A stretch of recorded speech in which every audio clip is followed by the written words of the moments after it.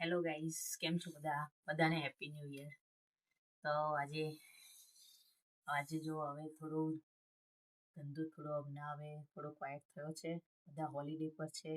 હવે બધા જ્યારે બેક ટુ વર્ક જશે ત્યારે પાછું બિઝી થઈ જશે. એટલે અમે હમણાં થોડું કામ પર રિલેક્સ કરતા છે. બહુ એટલું બધું બિઝી છે નહીં.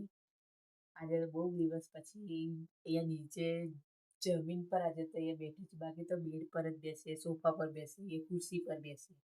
જો કે અહીંયા સાઉથ આફ્રિકામાં એટલું તો જોયું મેં કે અહીંયા તો કોઈ નીચે બેસતા જ નહીં. ને અહીંયા આગળ આપણે કેવાય ઇન્ડિયામાં નીચે બેસી જઈએ, નીચે સૂઈ જઈએ, પણ અહીંયા આગળ કોઈ નીચે બેસતું નહીં, કોઈ નીચે સૂતું નહીં. એટલે ગમે તેટલું ગરીબ હોય તો એમના ઘરમાં તો બેડ તો હોય જ. કોઈ નીચે સૂવાનું નામ નહીં. આપણે તો હું તો મારા ઘરે ઇન્ડિયામાં પણ અમે તો જો કે નીચે જ સૂઈએ છીએ. અમારા ઘરમાં પણ બધા નીચે જ સૂઈએ. કોઈની જોડે કોઈ એક જ બેડ છે કે હવે ઘરમાં તો ઇન્ડિયામાં અહીં આગળ તો આયા ત્યાંના બેડ પર જ સૂઈએ છે. બહુ જમીન પર બેસવાનું મળતું નહીં.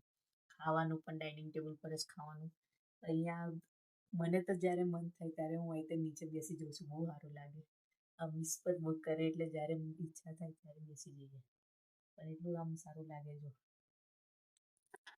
આ જોઈ લો, હું અહીંયા નીચે જ બેઠી છું. અહીં નીચે જ બેઠી છું. અને એક બીજી વસ્તુ જો, આ તમ પંખો દેખાય છે. આ જે પંખો છે ને, અહીંયા આગળ બધાને તે આવા જ પંખા વપરાય. અને એરકોન હોય કાં તો આવા પંખા હોય. સીલિંગ ફેન કોઈની તે હોય જ નહીં અહીંયા આગળ. સીલિંગ ફેન જે આપણે ઇન્ડિયામાં વાપરીએ એ અહીંયા આગળ કોઈની તે હોય નહીં.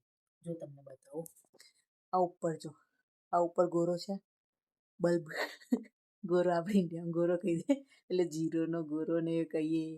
આ જો બલ્બ છે અહીં આગળ, તે હવે અહીંયા આગળ કોઈ જગ્યાએ તમે ગમે તે જગ્યાએ રહેવા જશો તમને પંખો ફિટ કરવાનું નહીં આલેલું હોય. ખાલી આ બલ્બનું જ હશે, બીજું કંઈ નહીં હોય. એટલે બલ્બ ફેન તો તમારે આવો જ વાપરવો પડે. ફેન તો તમારે આ જ વાપરવો પડે એવું છે. યા તો ફેન તો અહીંયા આગળ આજ બધા વાપરે છે, કાં તો એરકોન વાપરે.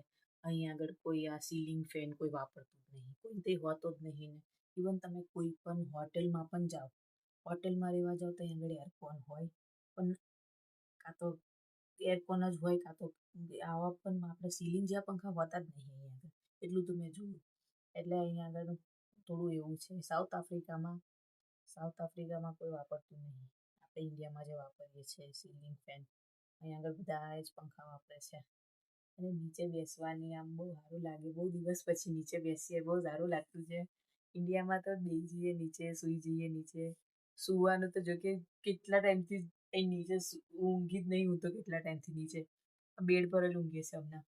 અહીંયા આગળ બધા એવું જ છે. અને અહીંયા આગળ પણ તમારાથી નીચે જમીન પર પણ સુવાય પણ નહીં. કેમ કે અહીંયા ઠંડી એટલી હોય છે. તો જો તમે નીચે જો સૂવો તો તમે જાડા ગાદલા પર સૂવું પડે. આમ જાડું હોવું જોઈએ. ઇન્ડિયામાં કેવું આપણે પાતળી ગોદડી પાથરીને સૂઈ જઈએ. અહીંયા આગળ એવું ના થાય. અહીંયા આગળ કેવું છે, તમારે જાડું લઈ લેવું પડે. કેમ કે અહીંયા ટાઇલ્સને હંમેશા એકદમ ઠંડુ હોય છે.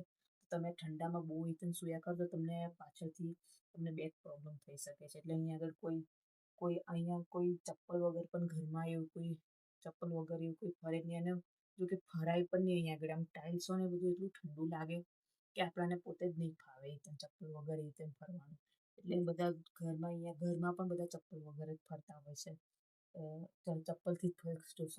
ઘરમાં પણ બધા ચપ્પલ પહેરીને જ ફરતા હોય છે. ચપ્પલ વગર અહીંયા ફરાય એવું છે નહીં જરાય. એવું છે. હવે એ રીતના યુઝ થઈ ગયા છે. હવે જ્યારે કોઈ દિવસ 2 મિનિટ 3 મિનિટ જો ચપ્પલ કાઢીને ચાલવાનું થાય ને તોય સાલું નીચે તળિયામાં દુખવા લાગે. એવી હાલત થઈ ગઈ છે હમણાં. બાકી ઇન્ડિયામાં તો આપણે કેવું ચપ્પલ વગર જ બધે ફર્યા કરીએ. ઇવન બહાર ઓટલા પર જઈએ, ગમે તે જઈએ, ચપ્પલ કાઢીને જ જતા રહીએ. તો ચલો આજે એટલું, ચલો ફરી મળીએ બીજા બ્લોગમાં.